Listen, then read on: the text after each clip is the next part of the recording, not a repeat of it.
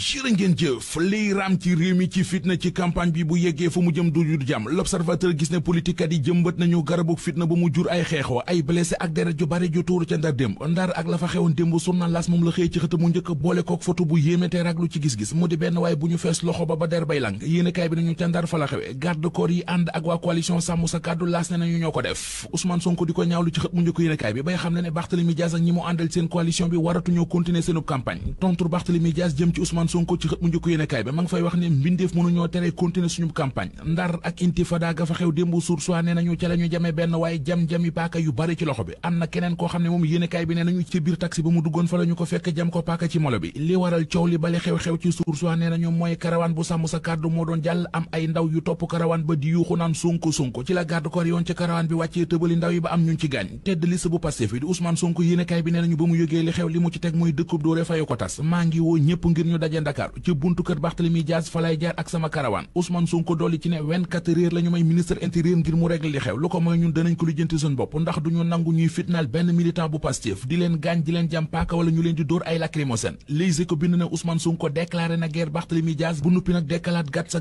gi ñu ko xamee Ousmane Sonko nañu état bi matul li mu doon ndax attaqué nañu ñetti yoon ci campagne bi te ba léegi amul kenn kuñ ci teg loxo waxam joojee mu wax moom Ousmane Sonko mi ngi leeral ci yéenekaay bi ne da ko wax en tant que candidat Ousmane Sonko ne tey ci buntu kër Barthélémy Dias fa lay defee sama déclaration te bu fa ñëwee di dof lu danañu ko duma le témoin nañu dal gi ñu dal ci kaw militant Pastef ca Ndar tax na Ousmane Sonko mer bay xar suuf si dugg ci moo waral mu delloo si gatsa gi anki dina kay nañu Sonko dekkalaat na gatsa Walf Quotidien gis ne fi ñu tollu tembe ci campagne bi mu di ci dernier virage bu mujj bi virage bi koy bi am ci tiitange virage bu bari ay risque la lii Quotidien nañu fit nag fayantoo gi politique kat yi di woote bu dakkul duñu jëmee fu baax ministre intérieur di Jean-Baptiste Tine le Quotidien nee nañu mi ngi dànkaafu gaay def na démb ab communiqué di ca fàttali li ñu bañ ci campagne bi tere na it kenn di jóg di attaqué karawaanu kenn Tribune mel na ko naan ñu ndax Ousmane Sonko dégg na lool li tax nee nañu moo di moom Ousmane Sonko menacé na ministre intérieur Jean-Baptiste Tine défier président Diomaye mi ne bëggul fitna ci campagne bi teg ci nag woote gatsa le public yéene kay nañu Ousmane Sonko li mu bëgg mooy indi fitna ci réew mi jaxase Sénégal ngir mën a am fu mu sukkandiko ba reporter élection législative yi public miy laaj xanaa Sonko dafa yëg ne dafa nar a ñàkk législative yi teg na ci bind ne moom Ousmane Sonko attaqué na frontalement Diomaye tuutal ministre intérieur ak ministre de la justice teg ci tëkku Barthélémy Dias ak bàyyim Jean-Paul Dias bay xam ne campagne yu Barthélémy Dias fi lay yem ñu yemale fa coow loolee te dugg ci coowal Prodac li ak journal Libération mi xëy di ñu xamal ne am na ñaar ñu ci teg loxo Mamina Dafela ak Ibrahima Cissé ubbi nañu ci seeni mbir ay information judiciaire ci tuumay escroquerie faux usage de faux ak blanchiment capitaux source nañu Ibrahima Cissé li ñu koy tuumal mooy ak njublang ci xaalis bu toll ci 682 millions ka ca des di Mamina Dafe yéenekaay bi nee nañu moom complicité la ñu koy tuumal li yéemi ci mbir mi source nee nañu mooy Mame Mbaye Niang mi nga xam ne Ousmane Sonko fu ne la daan toog di ko tuumal ci coowal Prodac li moom Mame Mbaye Niang ba léegi aw turam jibul ci dossier bi dossier beneen mu di bi jëm ci faatu Mamadou Moustapha Ba l'Observateur mi ngi ñuy xibaar ci xëtam mu njëkk ne waa division investigation criminelle déglu nañu démb soxna si fi Moustapha Ba bàyyi di Yacine Sall Ba ak beneen waay bu ñu naan Babou Diédhiou enquête bi procureur bi sant alkaati diggi ci mbir mi l'Observateur nee nañu donte dañu ko tëj vérifié ko ba dara sennul terewul enquête ba nar naa feeñal ay mbir yu bett ñu bari